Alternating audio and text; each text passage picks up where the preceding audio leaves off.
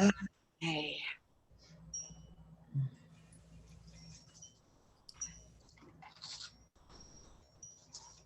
Two more people come.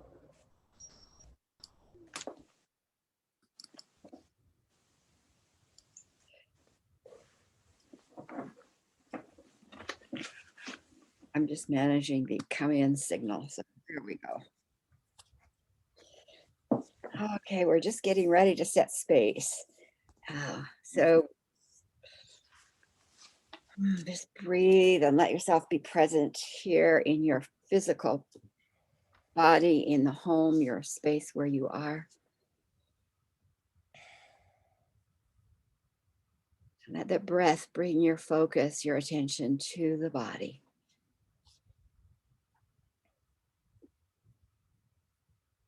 We're here gathered in this present moment together. In your imagination, you could maybe see our circle in the circle of stones somewhere beyond our space and time constrictions. And all of us who are here, Angelique, Spirit, Deborah, Gail, Emma, Cindy, and Arlie, Avi, Christina, Sharon, all noting that they may miss today, are still here with us in that world beyond time.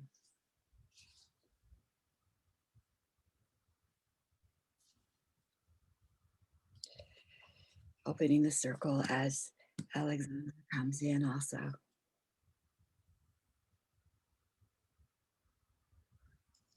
And in that circle of stones, that breath, that breeze is easy, it's invigorating, and it's being present to one another.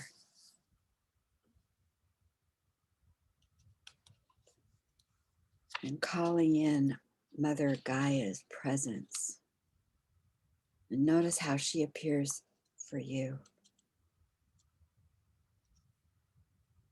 She bringing her own sister of circles to me. They've appeared as golden dragons. Maybe it is the cloaks that they wear. And they holding space with us as we continue our journey, understanding our galactic heritage now down onto the Gaia surface and her presence in that entire picture.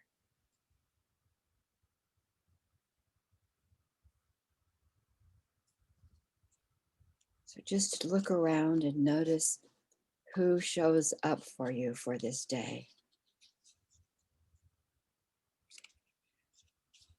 What of those who are connected to earth, to nature, to the seasons, who is there for you this day?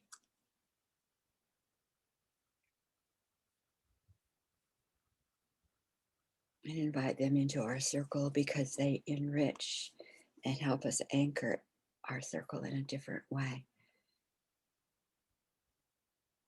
So we are here to share history, to heal trauma, to activate what has been hidden as we continue the Gaia Galactic Odyssey. So our circle is set and opened and ready for our presence in it. And so it is.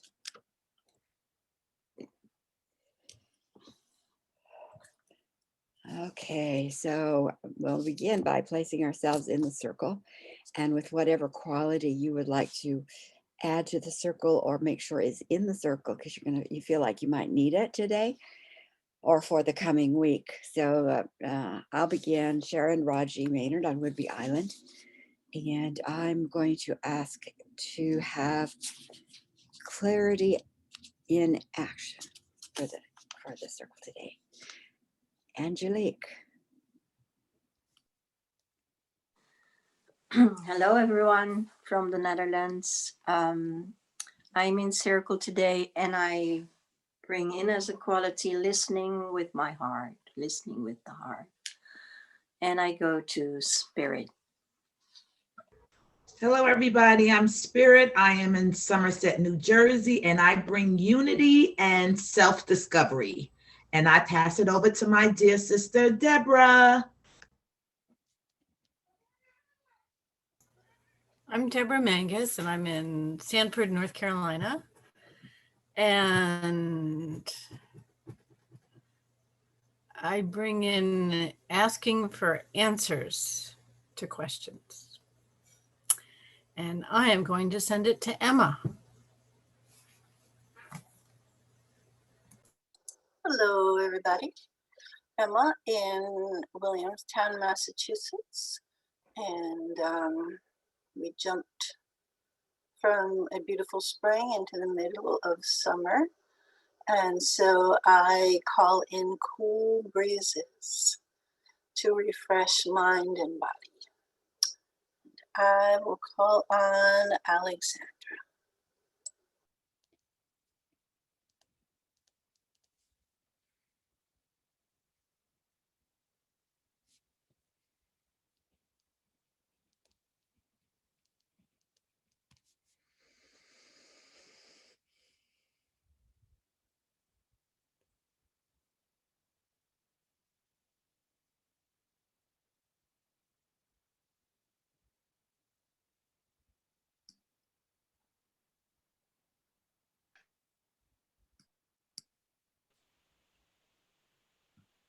Looks like you're ready to go, Alexandra.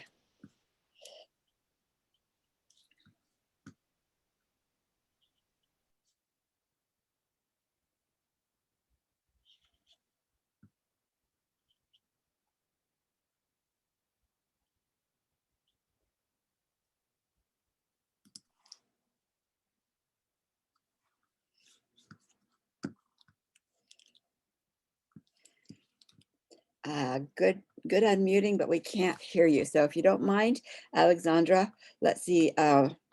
Let's go to Cinda. And then when you're ready, Alexandra, just pop on in, okay? Cinda. I'm Cinda from Portland, Oregon, and I'd like to bring in peace of mind.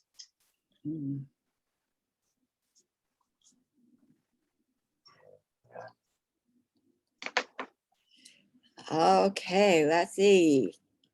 Cinda, you forgot to pass it, so I'm going to pass to Gail. Thank you. I'm Gail Kaplan. I'm in Collingswood, New Jersey, and I would like to bring clarity and willingness. And I pass to Artie. Good morning. I'm Arlie. I'm in Eastbourne, New Zealand. I would like to bring in hope and belief. And I think that's all of us except Alex. Let's Alexandra. see if that's going to work. Oh, she's coming in on a different, she's coming in a different one. She's coming in on her husband's lap.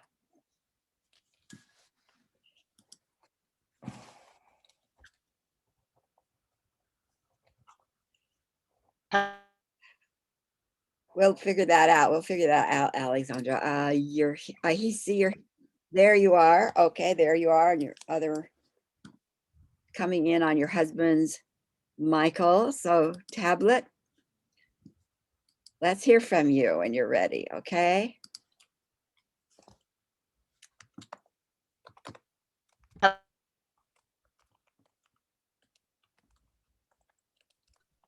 Did you hear anything I said before? Did you hear anything I said before? Anything I said before? Not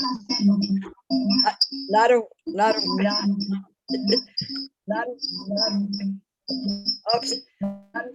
I'm going to mute you on Alexandra, just a minute. Alexandra, we didn't hear anything you said before, and I've got you muted on the Mac computer and I've got you unmuted on the tablet. Let's see how this works. So Go for it. Okay. This is Alexandra. I live right down the road from Deb Mangus. We live in the heart of North Carolina, and I am bringing in harmony, order, and peace of mind and forgiveness. One thing I want to note is that I get all you people crystal clear on the tablet, but last week when we did the breakout session, I could see all of you and I could hear you, but you couldn't connect with me. So if anybody knows how I can do that on the tablet, put it in the chat on the other computer, because I can't find a button so that you can see me during the breakout session. Okay. Yeah, what I'll think, I think if what I'll try, Alexandra, is I'm going to try putting both of you into a room, and then you unmute on your tablet, leave yourself muted, because I think they will see you on the Mac, but don't unmute the Mac. And let's try that when we break out. Okay, so mute the Mac, don't use it for anything else but your picture, and use the tablet for mute, unmute. Okay. So let's try that. Okay. We'll get it working. Thank you all. Okay, and I'm going to mute you now, Alexandra, because I know you know how to mute, unmute on the tablet. So can you mute on the tablet? Okay. That's where you'll go on and off, though, is the tablet. Okay. So let's start with any questions that you might have up to this point, or feedback, anything that you just want to put out there, either for clarification or just to get it off your chest. Either one. Oh, now she's off. Now you're off the Mac, it looks like, Alexandra. Maybe that will work fine. So anything that you want to bring up before we start?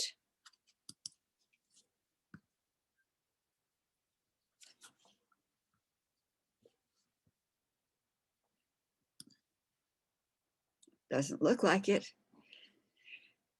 So we've been on this journey talking about the divine families, which family you came from, which is the agenda you set, which is the reason you even extended from home. So it's a critical part, like bone deep, of why you're even here. Getting into that understanding of how that whispering of from deceit from the outsiders that said, well, why don't you just try disconnecting from home? Why don't you just let go of your mom's hand once in a while? Open the door for a chaos chip. The 13th family was going to hold each of the 12 as they came back into that correction. Never got corrected, because the 13th got the next whisper that said, you're not enough. Hey, let us help you. And that was the invitation that allowed the outsiders to come in. And now they are in our space, and they eventually expanded, grew, give away land, give away people, kidnapped, all kinds of things happened in world 1, 2, 3, 4, 5, 6, 7. Contracts were made to be small. Contracts were made to expand our pain. Fighting was done. All those kinds of things happened. Multiple experiences happened in that in the 7 worlds before Earth. Someone asked me, I think it was last week, what's your take on aliens? Because information about aliens are coming and giving information, and I had them define what was their definition of aliens.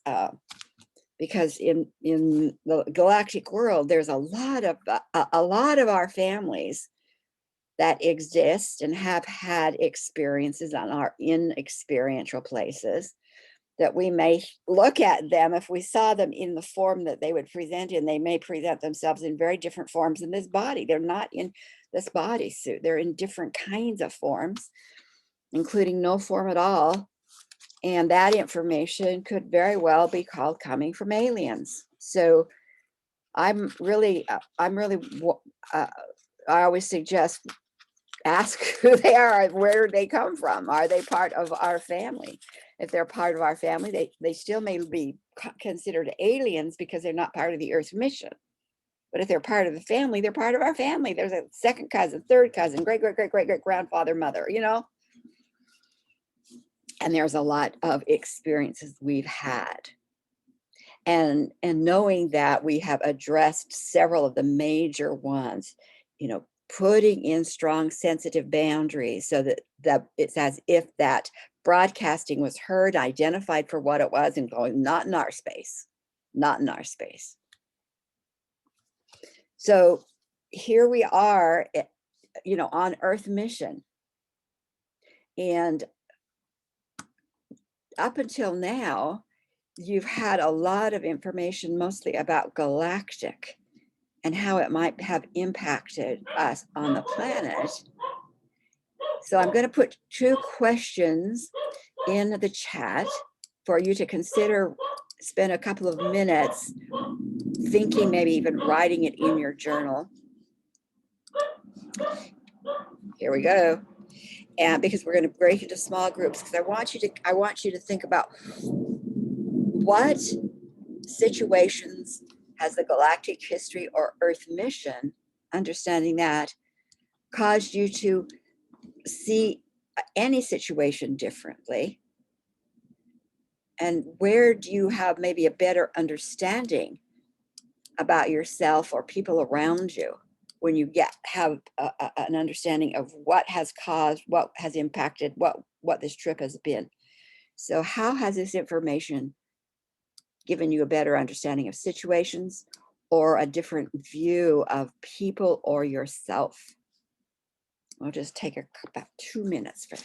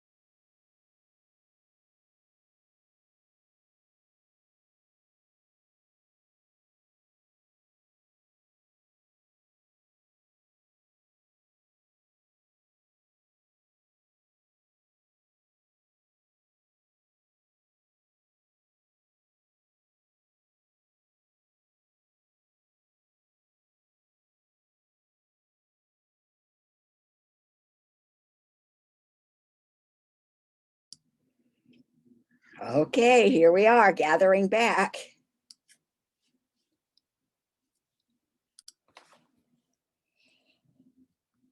Okay.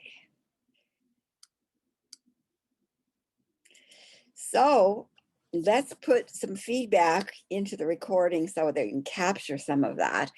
And we can go we'll go room by room, and there can be a spokesperson, or you can each, and a spokesperson, and you can each say what you want to say. It's totally fine.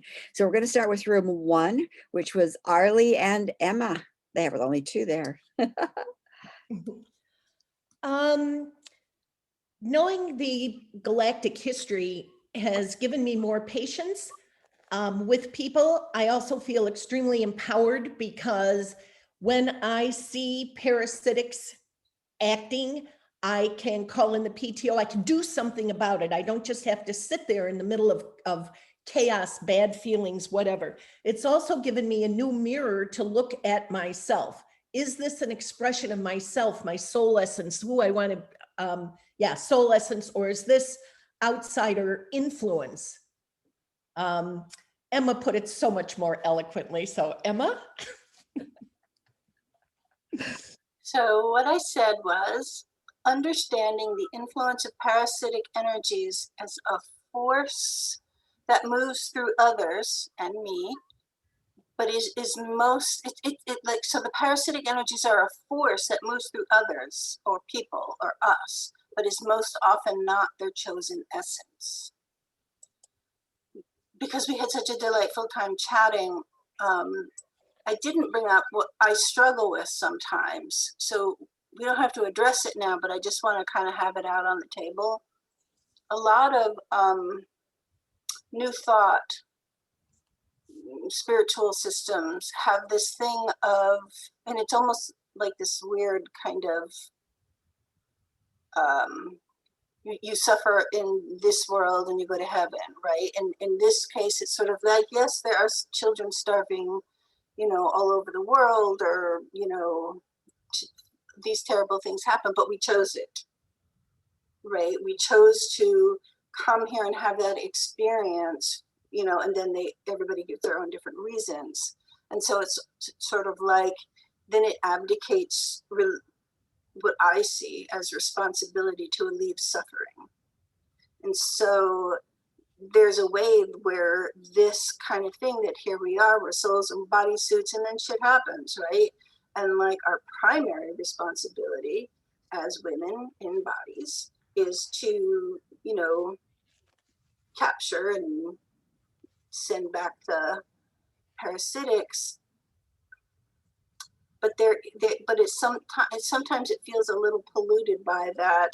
Well, we chose to come here and these experiences suck, but things will be better later. So that's one of the things that I really struggle with. Thank you. Thanks, Emma. I want to address that, but not right now. That's a good point. Okay, room number 2, which was Alex. And I'd like to hear how that worked for you, Alex, because I put both of you in there. Strange to say it that way, but both of you in there. So Alex, Deborah, and Spirit.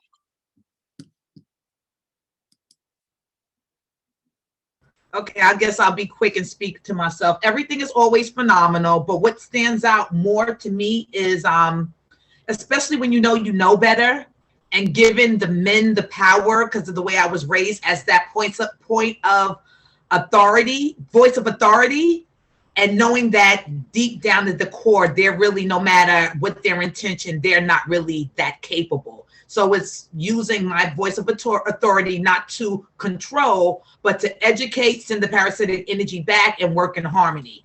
And another thing that is sticking to me for profoundly, that I am becoming an assassin with sticking to my boundaries with love, knowing that if I continue to allow that to happen, I am inviting more of that in my life. And I'm like, look, I already learned the lessons. I'm not pressing repeat. I'm like, let's move forward. And I am complete. Thank you.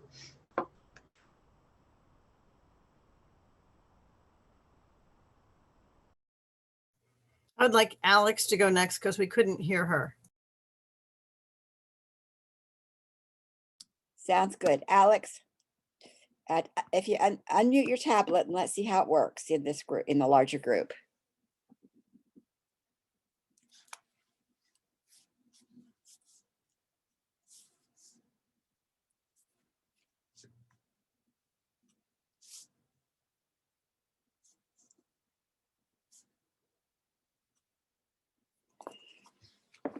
If I could unmute you from here, I would, sweetie, but I can't.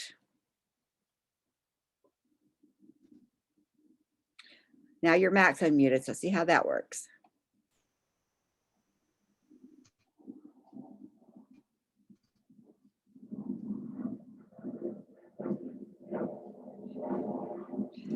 We can't hear you on the Mac.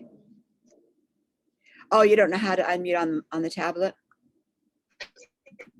Okay, I think I might hear you. Go ahead on the Mac and let's see what happens.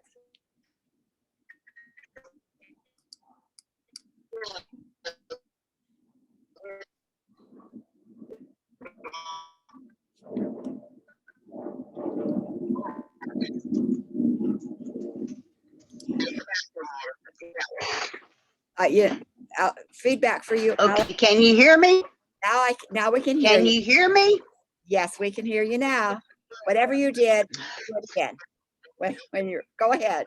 Your turn. Oh, can you hear me? We can hear you, Alex. Can you hear me? We can hear you, Alex. Can you hear us?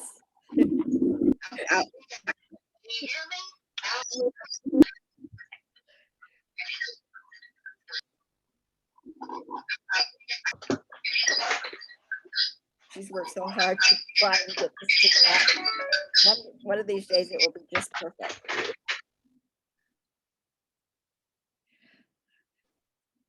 Yeah, we can't hear you now, Alex. Okay, I got off the tablet. Can you hear me on the Mac? We can hear you on the Mac. Okay. Well, I don't know what to do. I've signed up for Elon Musk's program for people like me, but we don't know when we're going to be able to get internet out here. Be aware that I can hear you and see you. I just can't really participate. So we may just have to let that go, or maybe I need to actually physically drive somewhere in the future. Okay. Yeah. Whatever you're doing right now works. So I don't know. Okay. I cut off the video because that gives me more bandwidth. Anyway, basically, I have just been much more aware of everything I read, everything I see on TV, Facebook, everything, how loud the dominating energy is. And it has seemed to have gotten a lot worse in this country during the last 4 or 5 years. And I honestly am very frustrated right now because I don't see it getting better out there. I see it getting worse with the politicians telling more and more lies, killing more and more people. And I don't know, is there something we can really do, or have they got us outnumbered? We'll talk about that in a bit, sweetie. Okay. So how does that affect you personally? Having an understanding of the galactic history, having an understanding of your role here on Earth mission, having an understanding that what we intended was that the parasitics would take form so we could see them and remove them. How has that information in any way impacted you in the way you're doing life? Well, on one level, it's comforting. I find that I use Deep Six all day long. But on another level, with my family, it seems like we're all totally, completely distant from each other. They are big Trump supporters. They're very much into dominating energy. They're white supremacists, even though they would never admit it. And so it's very hard for me. I feel very alone right now. Mm-hmm. Mm-hmm. Got that. We got that. Thank you, Alex. Deborah. And welcome, Sharon. Thank you. We're just considering the question, how do we see life different, situations different, ourselves different at this point in understanding galactic history. And so we'll let you sit with that while some of the others share, okay? Thank you. Glad you're here. From the Ho'oponopono work that I do, whenever it teaches that whenever you perceive something as a problem, whether it's politics or anything else, it's memories replaying from wherever. And so you just need to do the process. But this gives me more ways to do that, to still keep taking 100% responsibility. But I also feel like when I'm seeing all the politicians and some of the lies and stuff, and it's like, okay, so now I have to clean off all the parasitics off them too. It's like I feel like I'm taking on more than I had sometimes. But it also how do I put it? Because sometimes I still want to play the blame game, and it's like, oh, you're being stupid, whatever. And it's just another, no, they're being influenced, but badly influenced. So getting back to seeing the divine in people and trying to get it back to there. But it's also seeing the effects of some of it, and like PTO and Deep Six. And like in the last week, a friend of mine was having real problems visiting some of the family. And it was just it was really almost beyond crazy things that were going on. And seeing stuff in the land underneath the house where she was visiting. And it's something I hadn't seen before. And it's part of the outsiders. I don't know. It's different. It's like big round metal spheres. But it helped clean stuff up. So I don't know what it means, but it helped. Thank you. Thank you. As human beings, we like to know, we like to put meaning to it. And sometimes it's that there's no meaning necessarily, but what's more important is what can you do? Yeah, right. So, because it might take this form for you and this form for me or this form for someone else. Yeah. But so And I ask, and if I'm supposed to know, I'll be told. And I mean, most of the time is just let them get rid of it. Yeah. Yeah. Thank you, Deborah. So that is room number 2. So room number 3 is Angelique, Cinda, and Gail. And then after that will be Sharon.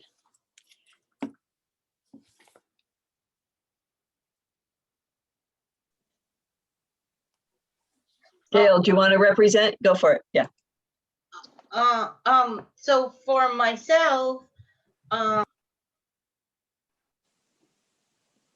Gail, you clicked out. can you hear me now? Yes. Okay.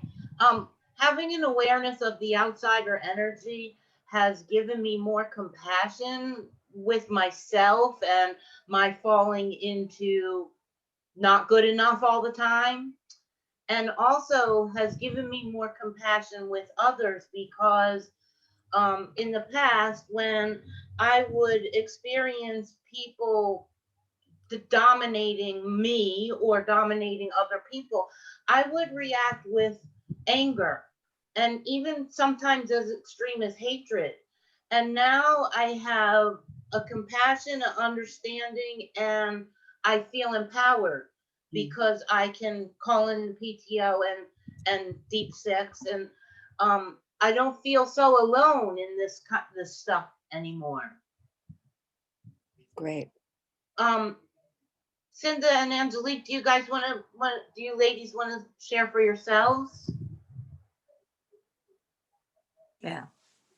Okay. Cinda, do you go first, Cinda? No, it's fine. I think you guys are speaking for me as well. So Okay. go for it.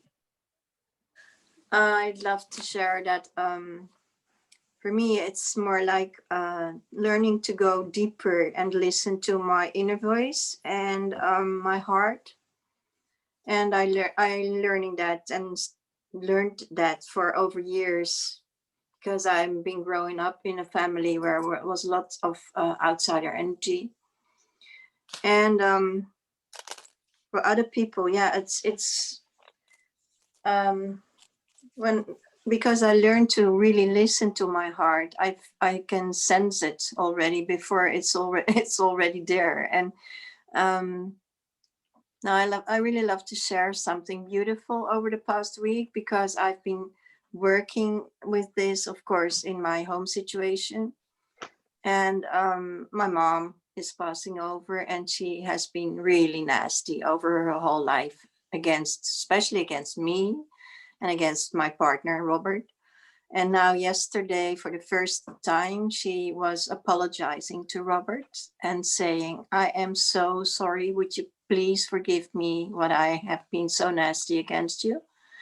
So this was a true miracle and beautiful healing for the whole system. So I'm grateful for that. Really, really grateful. So miracles also happen in outsider families. Yeah. So that gives hope, I guess. Yeah. So thank you. I'm complete.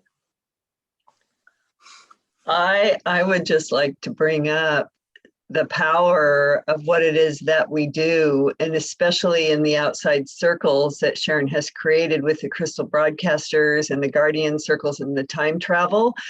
Because in the last time we met, Arlie did a meditation where she utilized the power of, Arlie, I'm bringing this up for a moment. I should ask you permission. May I? Okay.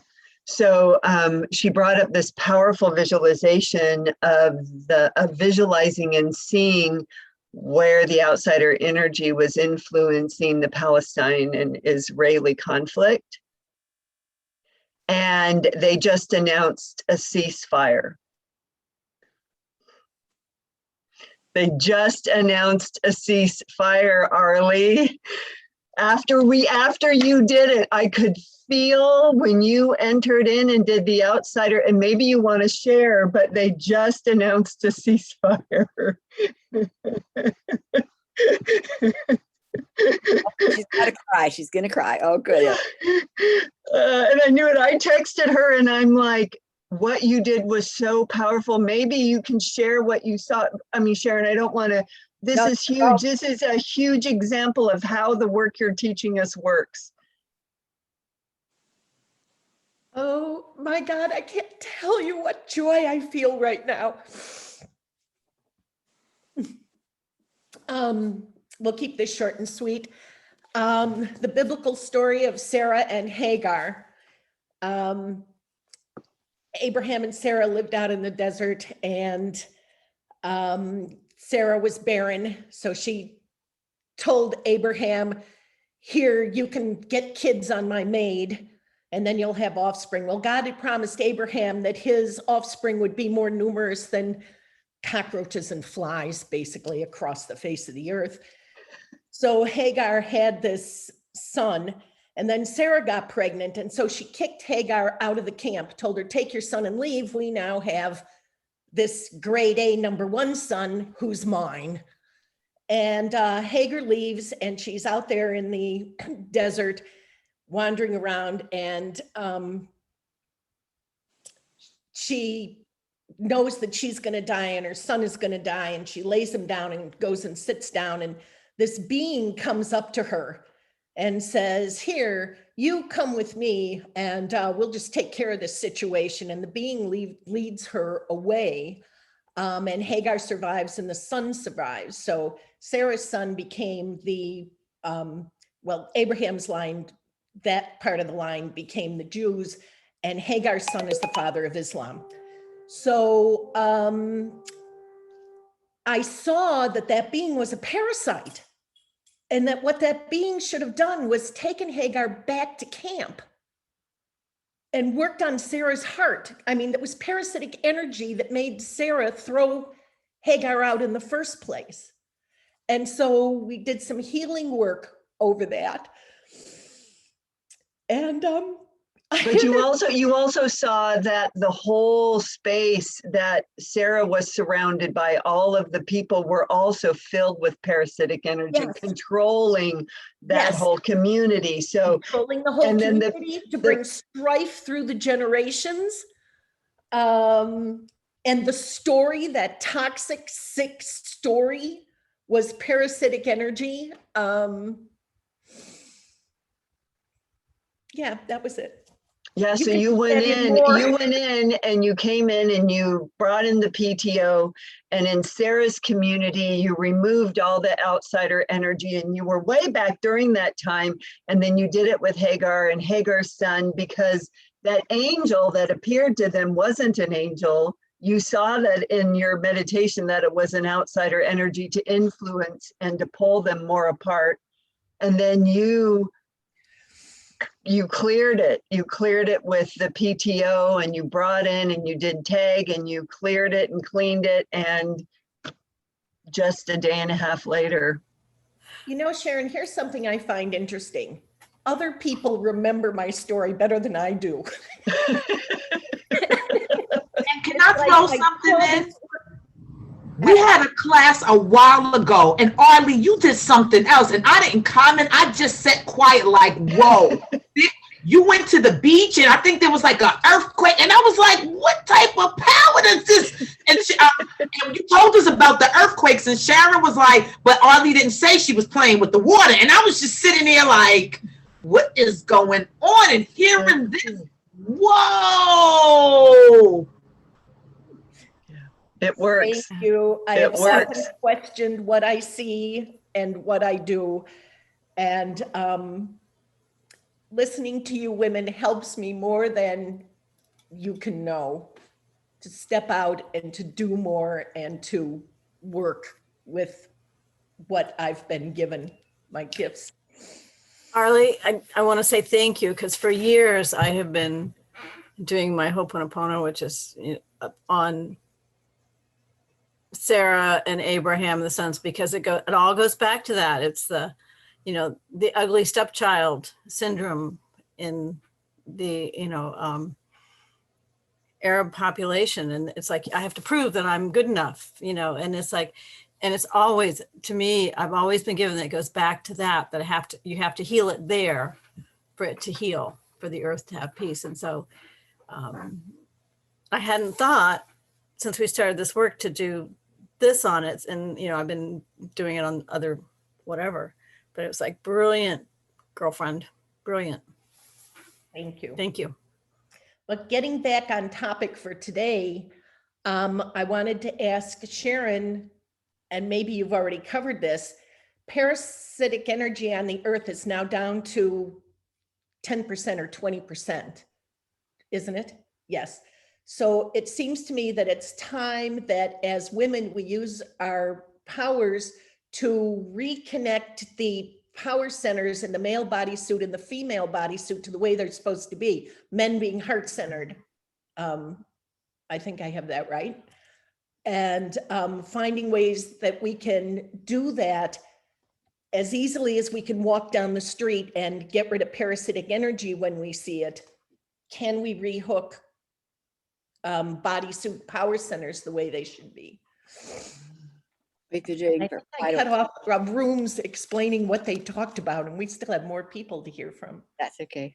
I'll address that too, Arlie. Yes, Okay. thank you. And thank you, Cinda, because I mean, I had not even looked to see that there was a ceasefire. Who would have believed it? A similar thing happened when everyone was predicting Trump would win the election. Our circle got together and we said, no way.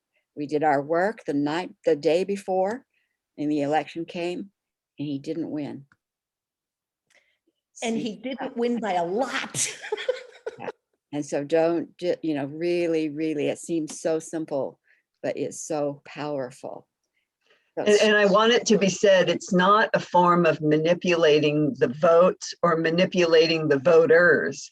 What we are doing is we are removing the outsider energy, which is an entity's energy that's influencing the structure of what we view to not be good. So when we do the work and we remove this outsider energy, if it's not there and it's just our own personal opinion, nothing happens.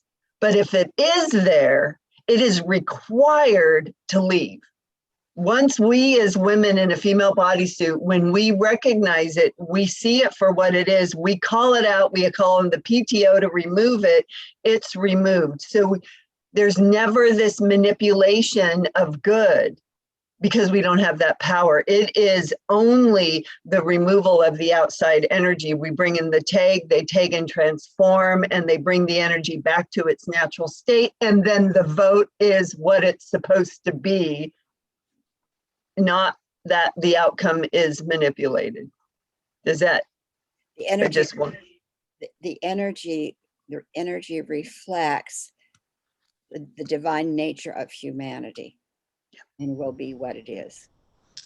And just so I can understand that as well, but also like what Arlie just did, if you see where this cycle began, what do? You take yourself on like a guided meditation and heal that connection from, and So you say PTO, what do you do in that case when you're going back, say PTO or deep six this? Okay, what Sharon I'll- did was put us in a meditation in a trance state, and then we invited our guides to take us where we needed to be and what we needed to see. And that was where I happened to be taken. And then when I looked at it, Cindy can tell the rest better than I can because I apparently have fuzz brain when I do this stuff. I saw what I saw. I used Sharon's techniques. I PTO'd and deep sixed on both sides. Yeah. We meet in a circle weekly on Monday afternoon, and we'll talk about that in a minute. And it used to be 3 circles a week. It's now 1 a week. We all kind of condensed it down because we have so much that we're doing and want to do even more. So we'll talk about that more specifically, Spirit. Thank you, Emma, and thank you, Arlie. Sharon, how has this information impacted how you see situations or yourself? Hello, it's so great to be back. I just want to say that. And I'll just use an immediate example. I've been on a road trip, and a friend termed it a walkabout, which was appropriate. And Cinda couched it for me the day before I left, I think, or 2 days, that maybe like Sharon has been guided to drive around and bless things or send energy. That's what I did. And that gave me so much value. Like I'm getting goosebumps now. So, and then whenever I would see a situation, I would call in the PTO and use the deep six, and it just feels so empowering. It's like subtle and you can't really put words to it, but you all know what I mean. I just feel like these tools keep me centered, give me confidence, and are so empowering. And I'll share one specific example. The third night out on my trip. So I just did this trip through 3 states over 2 weeks in the Southwest, 8 days of camping, 2 days of sleeping in my truck because I was too lazy on those nights to set up my camper, which takes some time by myself, and 2 nights in hotel or motel, just because that was good too. And so the third night out was going to be a night in my truck. I knew I had a long way to go. I knew I wouldn't set up my camper. And I didn't want to be on this highway, I-40. It was terrible. It was stressful, all these big trucks. And so I got off at Gallup, New Mexico, and I didn't really know, but driving through the Indian reservation, driving through forever. I like to be off the road before the sun sets. And, there was I didn't know where I was going to go. So I asked my angels. The other thing, and Sharon knows this, I've been working on trusting, listening to, knowing that I'm supported by angels. So they're my A team now. It's the A team. And I totally got this connection on this trip. And that evening, I asked them to take me to a safe place, bring me to a safe place. And let me, I don't know if I didn't say the right words, but I did say, let me go to a safe place where I can sleep well and blah, blah. So I pulled off the road. I had just crossed out of the Zuni Indian Reservation and just crossed the border into Arizona. I pull off some obscure road in the middle of nowhere. And then like a mile up that road, there was a little road on the side. So I pull off there. It had a speed limit sign on it. Somehow it looked like a public road, but it didn't go anywhere. So I turn around my trailer, I park on the edge, and I thought, well, this is it. Sun is setting. I mean, the sun literally was setting 5 minutes after I arrived there. And I was going to go for a walk, but then I noticed in the distance, oh, there's a house. And then I noticed the other direction. Oh, there's a house. So I thought, well, I don't want to draw attention. Like a big thing for me is to not, especially traveling alone as a woman and drawing attention to myself. So I didn't really go for a walk. I just crawled in my truck and went to sleep, locked the doors, and, and at 2 a.m, I was awakened from a really deep sleep. There were headlights. I had put up a shade across the front window, but there were lights shining into my truck, and there were footsteps around my truck. And before I really even was fully awake, my heart was just racing, racing, racing, racing. And I just thought, okay, angels, keep me safe. And I scrunched tighter, down smaller, and I just waited with my heart beating, beating, beating. And then there was a voice, and a door opened, and they got in the car and they drove off. And who, I know nothing about anything of who they were, or why they were there, what might have happened. But later, the next day, I thought, I might have just prevented some people from coming and partying, getting drunk and maybe dying or whatever by being there. And the angels kept me safe. As soon as, like, before the sun was up the next morning, I was out of there and I was on the road again, one more long day to where I was going. But I really felt safe. I can't say that I PTO'd or anything that then, but I've come home so empowered from this trip because of Cinda setting the tone, thank you, and then just all you and the support and the discussion. So that's my current event to share, related to how these tools are helping me navigate life now. So thank you for listening. Thank you, Sharon. Thank you, everyone. A lot of grist for the mill. So what we're going to do, I'm going to have us take about, let's do a 5-minute break. And then I'm going to come back and I'm going to kind of go back over some of the things that were brought up so we can put this particular experience and sharing in a place on our shelves. So anything you want to know or say before we take the break? And is 5 minutes enough, or do any of you need a little bit more? Okay. I can't hear you, Arlie, but I can see your mouth moving. I was just saying 5 is fine. 5 is fine. Okay. 5 it is, which is 10 after the hour. We'll be back. See you then.